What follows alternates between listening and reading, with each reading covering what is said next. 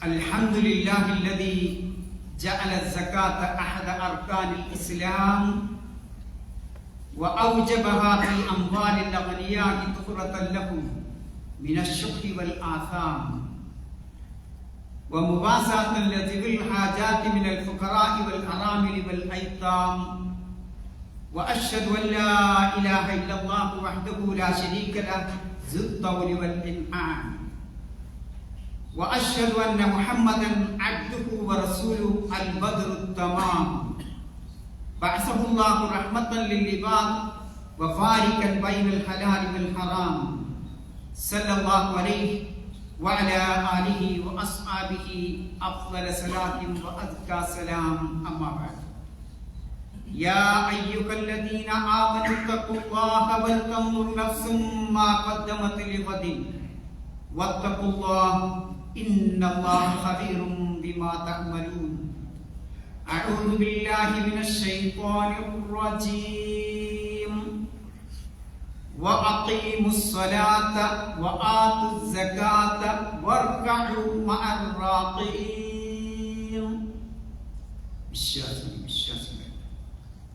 സർവശക്തനായ അല്ലാഹുവിന്റെ വിധിവിലക്കുകൾ ജീവിതത്തിലുടനീളം പാലിച്ച് ജീവിക്കണമേ എന്ന് എല്ലാവരോടും വസിയത്ത് ചെയ്യുകയാണ്. മഹാനായ റസൂലുള്ളാഹി സ്വല്ലല്ലാഹു അലൈഹി വസല്ലം ഒരിക്കൽ സ്വഹാബത്തിനോട് പറയാം, അതാ പോകുന്നു, നടന്നു പോകുന്നു ഒരു സ്വർഗവാസിയായ മനുഷ്യൻ. സ്വഹാബത്തൊക്കെ ഇങ്ങനെ നോക്കി. ആർക്കും ആ വാക്ക് കേൾക്കുമ്പോൾ എന്തുണ്ടാവും സഹോദരന്മാരെ? ഞാനാണോ എന്നൊരു ആകാംക്ഷ ഉണ്ടാവും അല്ലേ? ആലോചിച്ചു, നമ്മെ പറ്റി ഒരാൾ സ്വർഗവാസി എന്ന് പറയുമ്പോൾ നമുക്കുണ്ടാവുന്ന ആ ആനന്ദം എത്രയാണ്. മഹാനായി ഇമാം ബുഖാരി മുസ്ലിം ഈ സംഭവം സഹാബി വര്യനായ അബൂ ഹുറൈറ റളിയല്ലാഹു അൻഹു നിന്ന് ഇങ്ങനെ ഉദ്ധരിക്കുന്നത് കാണാൻ സാധിക്കും.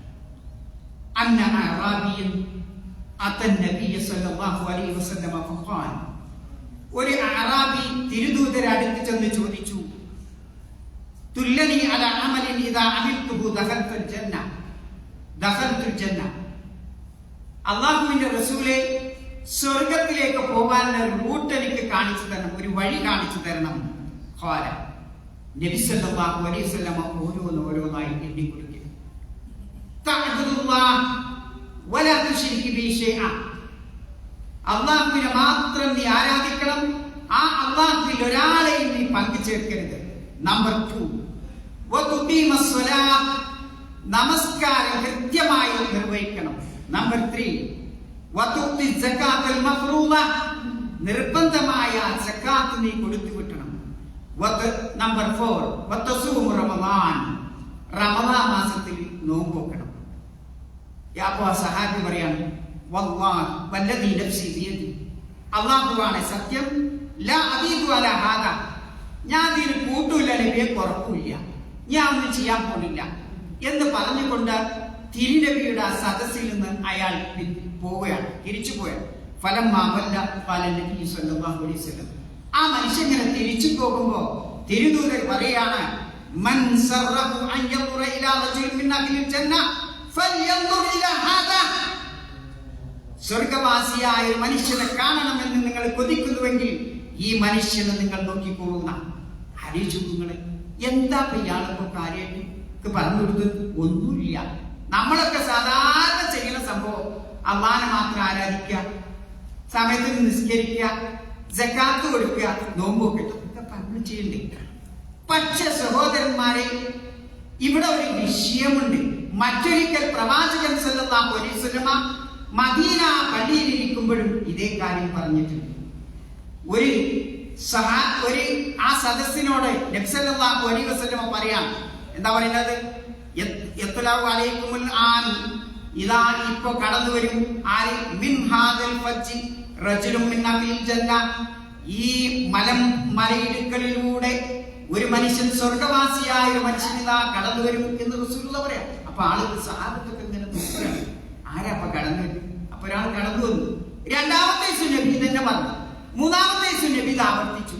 അപ്പൊ കൂട്ടത്തിൽ ഒരു സഹാബി, ശരിക്കും ഇയാളെ പറ്റിയാണല്ലോ പറയുന്നത്. അയാൾ വരുന്ന എങ്ങനെ? ആ ഒതുവൊക്കെ ഉണ്ടാക്കി വെള്ളം ഇങ്ങനെ ഉറ്റിയുണ്ട്, ഒരു കയ്യിൽ ഇങ്ങനെ അയാളെ ചെരുപ്പും പിടിച്ച് സാധാരണ പോലെ ഇങ്ങനെ നടന്നു വരുന്നുണ്ട്. അപ്പൊ സഹാബി വെച്ചു, എന്താ ഇയാൾക്കൊരു പ്രത്യേകത? ഇയാളെ വീട്ടിലൊന്ന് വിരുന്നാർക്കാൻ പോകണം, പരീക്ഷിക്കണം. അങ്ങനെ വീട്ടിലേക്ക് വിരുന്നാർക്കാൻ പറ്റേ, രാപ്പാർക്കാൻ പറ്റേ എന്ന് ചോദിച്ചു. ആ വന്നോടി പ്രശ്നമൊന്നുമില്ല, അയാളെ കൂടെ പോയി അവിടെ രാപ്പാർക്കും. ഇയാളെ ശരിക്കും വീക്ഷിച്ചു. കാര്യമായിട്ട് ഇയാളൊന്നും ചെയ്തില്ല. എന്താ ചെയ്യുന്നത്? സാധാരണ ഓർക്കുമ്പോ കഴിയുന്ന സിക്കറുകൾ, നമസ്കാരങ്ങൾ, സുന്നത്ത് നിസ്കാരങ്ങൾ, ഇതൊക്കെ തന്നെ ഇയാൾ സ്കരിക്കണം. അപ്പൊ നമ്മളും ചെയ്യണില്ല. അപ്പൊ പോന്നപ്പോ രാവിലെ തിരിച്ചു പോരുമ്പോ ഇയാൾ ചോദിക്കണം, എന്തേ റസൂലുള്ളാഹി സ്വല്ലല്ലാഹു അലൈഹി വസല്ലമ സ്വർഗവാസിയാണ് നിങ്ങൾ എന്ന് 3 പ്രാവശ്യം ആവർത്തിച്ച് നിങ്ങൾക്ക് സർട്ടിഫിക്കറ്റ് നൽകാനുള്ള കാരണം എന്താന്ന് ചോദിച്ചപ്പോ ആ മനുഷ്യൻ പറയും, ഇപ്പൊ നിങ്ങളെ കണ്ടതൊക്കെ എൻ്റെ ഉള്ളിൻ്റെ അടുത്ത് കാര്യമായിട്ടൊന്നുമില്ല. പിന്നെന്താ ഉള്ളത്? ഒരു മനുഷ്യനോടും ഇതേവരെ ഒരു മനുഷ്യനെ ഞാൻ വഞ്ചിച്ചിട്ടില്ല. രണ്ടാമത്തത്, ഒരു മനുഷ്യനോടും എനിക്ക് അസൂയയില്ല, എനിക്ക് മനസ്സിലൊരു അസൂയല്ല. സഹോദരന്മാരെ, ഇതാണ് നമ്മളെ പോയിന്റ്. ഈ അസൂയ അല്ലാഹു സുബ്ഹാനഹു വ തആല വിശുദ്ധ ഖുർആനിൽ എടുത്തു നോക്കുമ്പോൾ നമസ്കാരവും സകാത്തും 30 സ്ഥലങ്ങളിൽ സകാത്തിനെ സംബന്ധിച്ച് പറഞ്ഞിട്ടുണ്ട്. അതിൽ 27 പ്രാവശ്യം അല്ലാഹു തആല പറഞ്ഞത് നമസ്കാരത്തിൽ സകാത്തിനെയും ബന്ധിപ്പിച്ചുകൊണ്ടാണ്, അന്വയിച്ചുകൊണ്ടാണ്. എന്നുള്ള പ്രയോഗമാണ് വിശുദ്ധ ഖുർആനിലെ 27 സ്ഥലത്തും പറഞ്ഞിട്ടുള്ളത്. സകാത്തിനെ പറ്റി പറഞ്ഞെടുത്ത് എന്തേ നമസ്കാരത്തെ പറ്റി പറഞ്ഞപ്പോൾ സക്കാത്തിനെയും കൂടി പറഞ്ഞത് ആ സക്കാത്തിന്റെ സ്ഥാനമാണ്. ഒരു പക്ഷേ ഞാനും നിങ്ങളും ഒക്കെ നമസ്കരിക്കും, അതിനൊക്കെ ഒന്നാം സഫലുണ്ടാവും. സാമ്പത്തികമായി നാം കൊടുക്കേണ്ട അവകാശമായ ആ സക്കാത്ത് കൊടുക്കാൻ എനിക്കും നിങ്ങൾക്കും വിമ്മിഷ്ടം. കാരണം എന്താ, നമ്മുടെ മനസ്സിനൊരു രോഗമുണ്ട്, ഷുഹ് എന്ന് പറയും. എന്താ ഈ ഷുഹ്? എത്ര കിട്ടിയാലും സംതൃപ്തി വരാതെ എന്റെ പോക്കറ്റ് മാത്രം നിറയ്ക്കുക.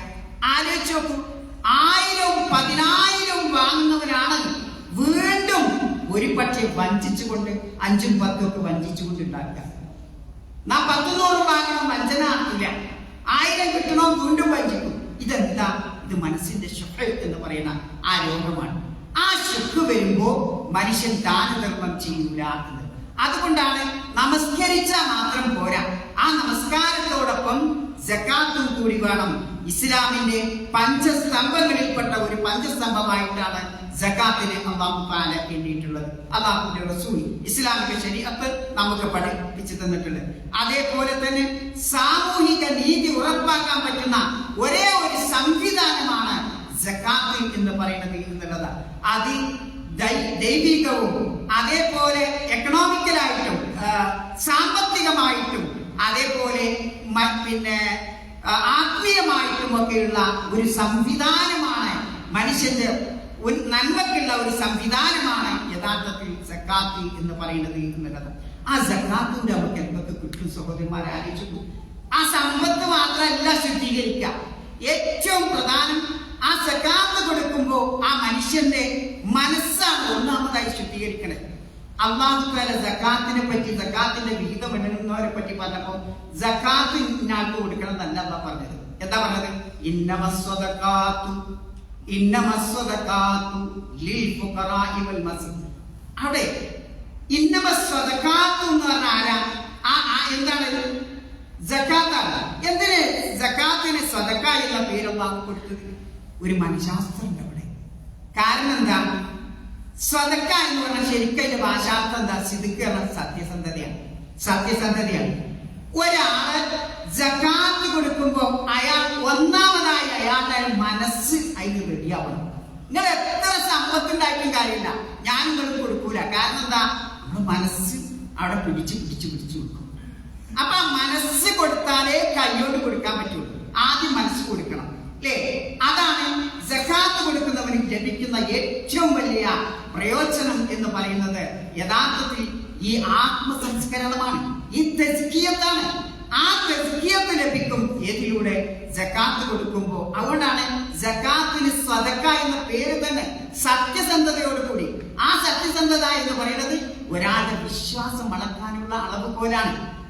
വിശ്വാസം എത്ര അയാൾക്ക് ആ വിശ്വാസത്തിന്റെ ഗ്രാഫ് എത്രമാത്രം ഉയർന്നു നിൽക്കുന്നു എന്ന് അറിയാൻ പറ്റുന്ന ഒരേ ഒരു അളവ് പോലാണ് അയാൾ സക്കാത്ത് കൊടുക്കുന്നുണ്ടോ എന്ന് നോക്കിയാൽ മതി. നോക്കിങ്ങള്. അതുകൊണ്ടാണ് എന്നാ പറയോ അവിടെ സക്കാത്ത് എന്നല്ല പറഞ്ഞു. പക്ഷെ ഉദ്ദേശം എന്താണ്? സക്കാത്താണ്, അല്ലേ? ആലോചിച്ചു സഹോദരന്മാരെ.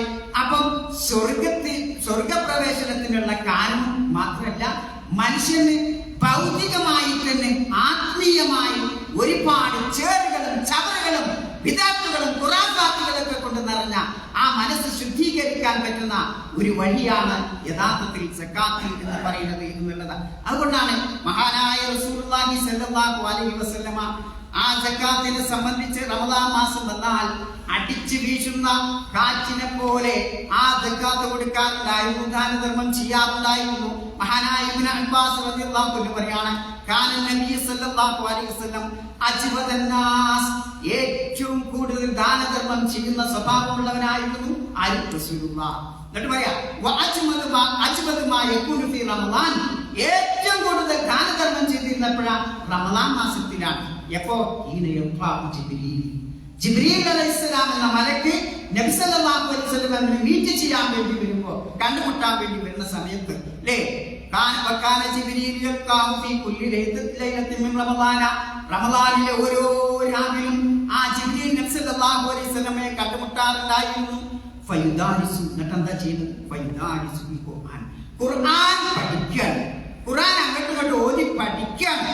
ഫല റസൂലുള്ളാഹി സ്വല്ലല്ലാഹു അലൈഹി വസല്ലം. എന്നിട്ട് നബി പറയാം, ഇബ്നു അബ്ബാസ് റളിയല്ലാഹു അൻഹു പറയാം, ഫല റസൂലുള്ളാഹി സ്വല്ലല്ലാഹു അലൈഹി വസല്ലം അജ്വദു ബിൽ ഖൈർ മിനൽ റീഹിൽ മുർസല. അടിച്ചു വീശുന്ന കാറ്റിനേക്കാൾ, അതിന്റെ വേഗതയേക്കാൾ നന്മകൾ, ഖൈറാത്തുകൾ ദാനം ചെയ്യുന്നവരായിരുന്നു റസൂലുള്ളാഹി സ്വല്ലല്ലാഹു അലൈഹി വസല്ലം. അപ്പൊ നോക്കിങ്ങൾ, ഒന്നല്ല ധാരാളം ദാനധർമ്മം ചെയ്യാനുള്ള ഒരു സീസണാണ്, ഏറ്റവും നല്ല സമയമാണ് ഈ റമദാൻ. നമ്മളിപ്പോഴുള്ള റമദാൻ എന്നതാണ് ഹദീസ് നമ്മെ പഠിപ്പിക്കുന്നത്. നോക്കി സഹോദരന്മാരെ, ഖുർആനും റമദാനും സകാത്തും, റമദാനും സദഖകളും, ആ ഖുർആൻ പാരായണവും സകാത്തുമായിട്ടൊക്കെ പരസ്പരം അഭേദ്യമായ ബന്ധമുണ്ട് എന്നതാണ്. ഖുർആൻ ഇങ്ങനെ ഓതിയാ പോരാ, കഥം തീർത്താ പോരാ, ഇവിടെ ശ്രദ്ധിക്കണം. നമസ്കരിച്ചാൽ മാത്രം പോരാ, അതോടൊപ്പം റസൂലുള്ളാഹി പഠിപ്പിക്കുന്നത് ദാനധർമ്മം, സകാത്തിന് പുറമെ ദാനധർമ്മം കൂടി ചെയ്യുക എന്നത് പ്രവാചകൻ സല്ലല്ലാഹു അലൈഹി വസല്ലമയുടെ സുന്നത്താണ്. അതുകൊണ്ടാണ് സകാത്ത് നമുക്ക് സകാത്ത് ഇഷ്ടമുള്ളവർക്കൊന്നും കൊടുക്കാൻ പറ്റില്ല, അല്ലേ? എല്ലാവർക്കും ഒക്കെ എന്റെ ആശ്രിതർക്ക് മാത്രം കൊടുക്കാനില്ല. അതിന് വിശുദ്ധ ഖുർആൻ പ്രത്യേകമായ ഒരു പ്ലാൻ ഉണ്ടാക്കി വെച്ച് തന്നിട്ടുണ്ട്. ഏതാണത്? ആദ്യമായിട്ട് നിങ്ങൾ സകാത്ത് കൊടുക്കലാരാ? സമൂഹത്തിലെ ദരിദ്രരായ 8 വിഭാഗം ആളുകളാണ് അവിടെ പറയുന്നത്. അതിൽ ഒന്നാമത്തെ വിഭാഗം പരമദരിദ്രൻ. രണ്ടാമത്തെ വിഭാഗം മിസ്കീൻ അഥവാ അഗതികൾ. ഓൻ ചോദിക്കുന്നില്ല, അങ്ങനെയുള്ള ആള്, പക്ഷെ ഓൻ ആവശ്യക്കാരനാണ്. ആ സകാത്തിന് വേണ്ടി പണിയെടുക്കുന്നവൻ, അതിന്റെ തൊഴിലാളി, വർക്കർ, അല്ലെ? അവർക്കും സകാത്തിന് അവകാശമാണ്. ഹൃദയം ഇസ്ലാമിലേക്ക് ഇണക്കപ്പെട്ട ആളുകൾ ആ ദാനം കൊടുത്തു കഴിഞ്ഞാൽ അയാൾ ഇസ്ലാമിലേക്ക് വരാൻ അതൊരു ഒരു കാരണമാകും. ആ രൂപത്തിലുള്ള ആളുകൾ. അതേപോലെ ഒരുപാട് വിശദീകരിക്കേണ്ട കാര്യങ്ങളാണ് അതൊക്കെ. അടിമമോചനത്തിന്, കടത്തിൽ മുങ്ങിയ ആളുകൾ, അള്ളാഹുവിന്റെ മാർഗത്തിൽ, യാത്രയിൽ എവിടെയെങ്കിലുമൊക്കെ കുടുങ്ങിപ്പോയ വഴിപോക്കർ. ഇത് അള്ളാഹുവിൽ നിന്നുള്ള ഒരു നിർബന്ധമാണ് എന്നുള്ളതാണ് അള്ളാഹു സുബ്ഹാനഹു വ തആല നമ്മെ പഠിപ്പിക്കുന്നത്. അതുകൊണ്ട് സഹോദരന്മാരെ, ഇസ്ലാം പറഞ്ഞ ഈ രൂപത്തിൽ നമസ്കാരത്തിൽ മാത്രം ഒതുക്കാതെ, ആ റമദാനിന്റെ പിന്നെ ഖിറാഅത്തിൽ മാത്രം, തിലാവത്തിൽ മാത്രം ഒതുക്കാതെ, ഈ സകാത്ത് എന്ന ആ നിർബന്ധത്തിന് ഞാൻ നിർവഹിച്ചിട്ടുണ്ടോ, അതിന് അർഹപ്പെട്ടവരാണോ ഞാൻ എന്ന് ഓരോരുത്തരും ചിന്തിക്കുക. ആ വിശുദ്ധ ഖുർആൻ മരണം വരുന്നതിന് മുമ്പ് ആ വിശുദ്ധ ഖുർആനിന്റെ ആഹ്വാനം ജീവിതത്തിൽ സ്വീകരിച്ചുകൊണ്ട് മുന്നോട്ട് ജീവിക്കുന്ന ഭക്തരുടെ കൂട്ടത്തിൽ പ്രഭു തമ്പുരാൻ നമ്മെ ഉൾപ്പെടുത്തി അനുഗ്രഹിക്കുമാറാവട്ടെ.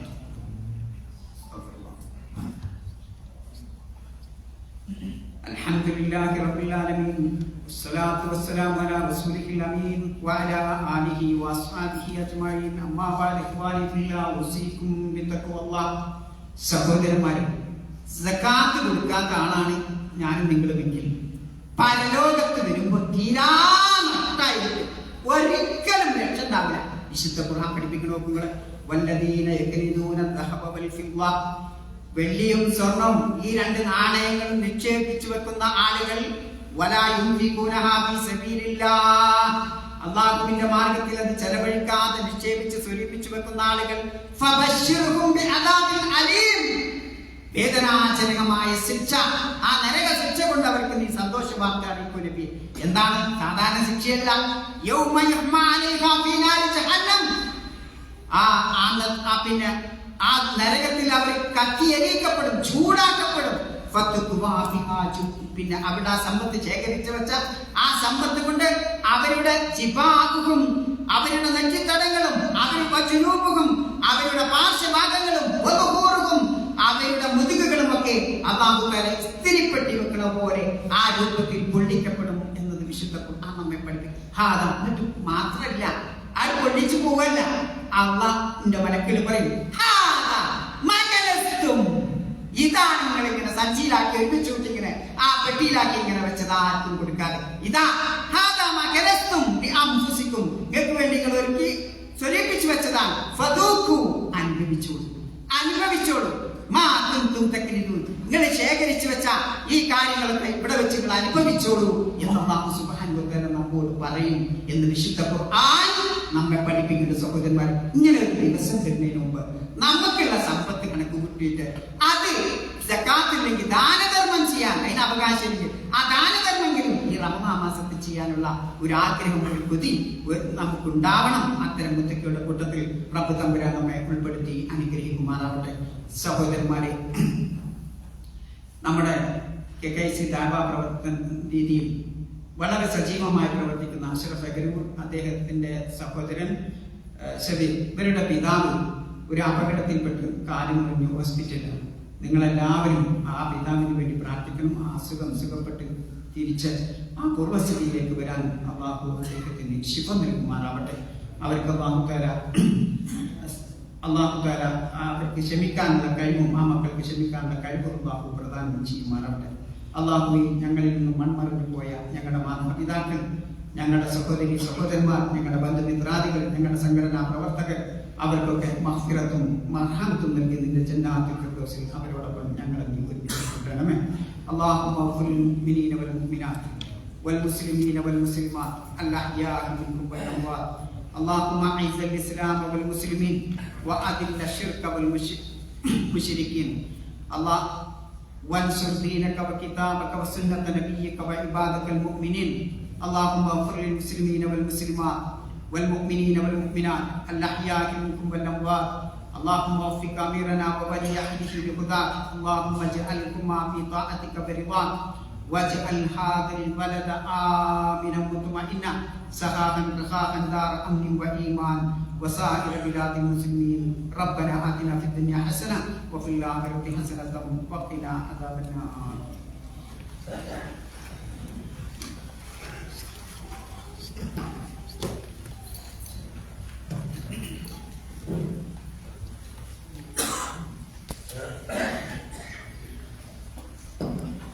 الله أكبر الله أكبر. أشهد أن لا إله إلا الله. أشهد أن محمدا رسول الله. حي على الصلاة حي على الفلاح. قد قامت الصلاة قد قامت الصلاة.